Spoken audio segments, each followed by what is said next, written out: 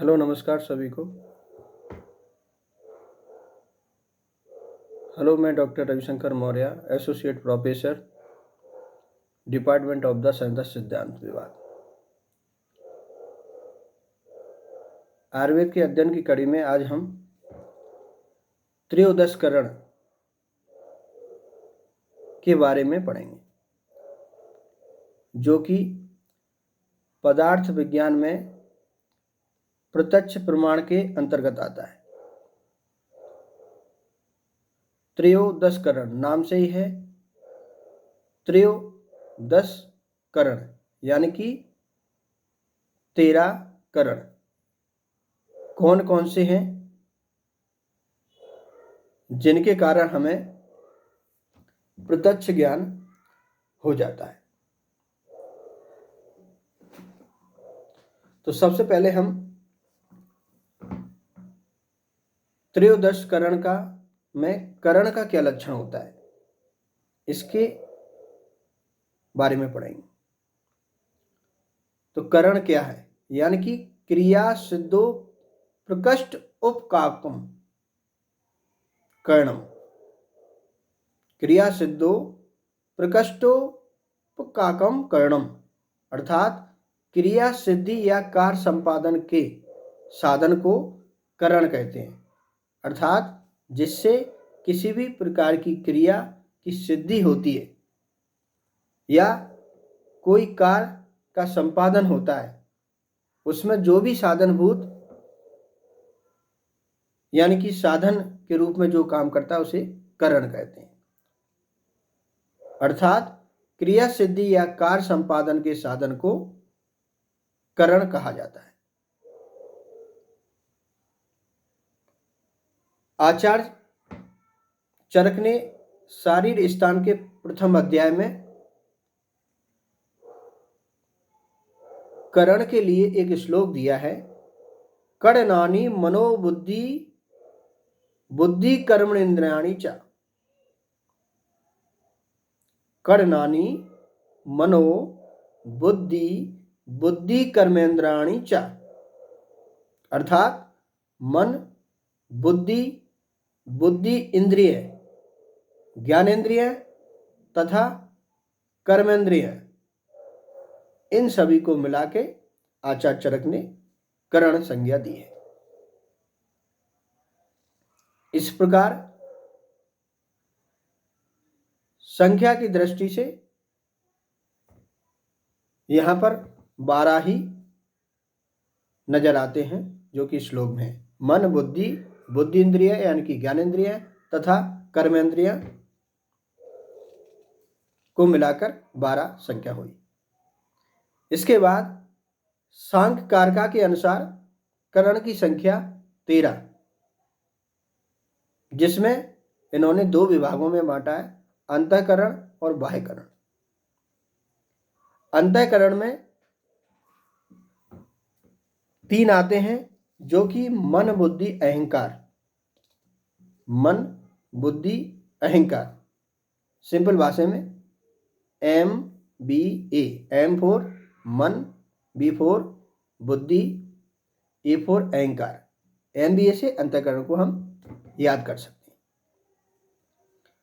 बाह्यकरण में 5 ज्ञानेंद्रियां और 5 कर्मेंद्रियां आई, अतः अंतःकरण और बाह्यकरण दोनों को मिला के 13 यहां पर संख्या त्रयोदशकरण कहलाती है।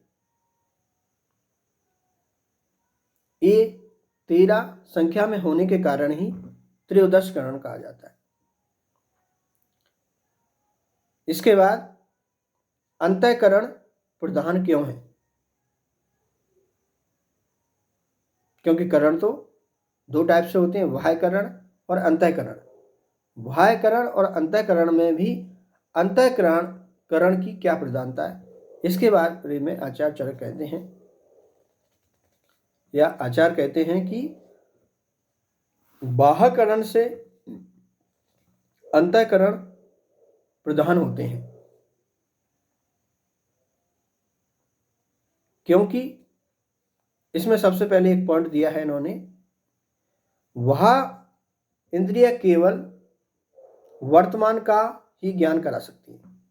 जो वह इंद्रियां हैं वो केवल वर्तमान का ही ज्ञान करा सकती है, जबकि अंतःकरण द्वारा तीनों काल अर्थात वर्तमान काल, भूतकाल और भविष्यकाल का भी ज्ञान किया जा सकता है। तो पहला पॉइंट हो गया कि जो वह इंद्रियां हैं उनसे हम केवल वर्तमान काल का ही ज्ञान कर सकते हैं, जबकि अंतःकरण के द्वारा हम तीनों कालों का ज्ञान कर सकते हैं, अर्थात वर्तमान काल, भूतकाल और भविष्यकाल। क्योंकि इसमें मन, बुद्धि और अहंकार अर्थात मन को एकाग्र कर और अपनी बुद्धि को जगाकर हम तीनों कालों का ज्ञान कर सकते हैं। उसके बाद दूसरा पॉइंट है अंतःकरण की प्रधानता में ही वह करण स्वतंत्र रूप से अपने विषयों को ग्रहण नहीं कर सकते। वह करण में जो इंद्रियां आती हैं वह स्वतंत्र रूप से अपने विषयों को ग्रहण नहीं कर सकती हैं।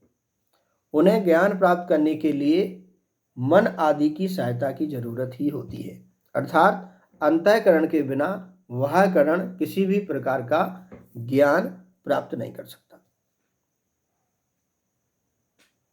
इसलिए वह करण स्वतंत्र नहीं है, अंतःकरण ज्ञान प्राप्ति की दृष्टि से स्वतंत्र है। इसके बाद अंतःकरण की प्रधानता में ही तीसरा पॉइंट आता है संकल्प अध्यवसाय, यानी कि संशय रहित निश्चयात्मक ज्ञान को अध्यवसाय कहा जाता है। तो संकल्प, अध्यवसाय और अभिमान क्रमशः मन, बुद्धि और अहंकार की वृत्ति से होते हैं। अतः अंतःकरण इस दृष्टि से भी प्रधान माना गया है, क्योंकि अंतःकरण के द्वारा ही जैसे कि संकल्प और अध्यवसाय ये मन के ही विषय कहलाते हैं, क्योंकि मन के द्वारा ही संकल्प लिया जाता है और मन और बुद्धि के द्वारा अध्यवसाय लिया जाता है और अहंकार के कारण, अभिमान के कारण व्यक्ति में अहंकार आ जाता है। इसके बाद अंतःकरण 3 के अलावा वेदांत दर्शन ने एक अंतःकरण चतुष्ट के बारे में भी वर्णन किया है, जिसमें 3 अंतःकरण के अलावा चित्त को भी रखा गया है, इसलिए इसको अंतःकरण चतुष्ट कहा जाता है।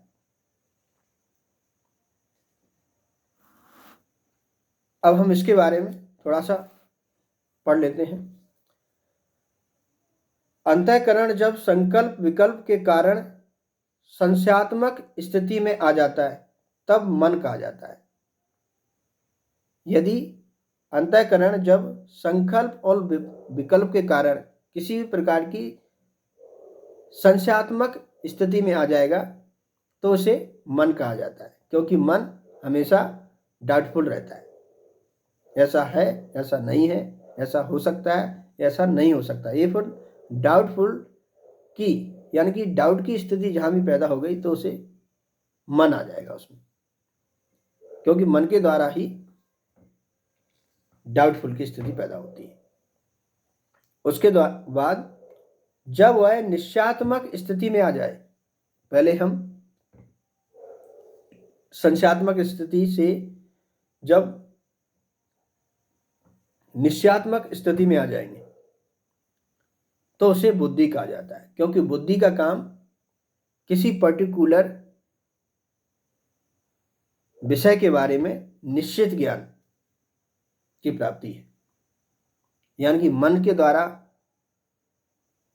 संशयात्मक स्थिति पैदा होगी तो बुद्धि के द्वारा निश्चयात्मक स्थिति पैदा हो जाती है।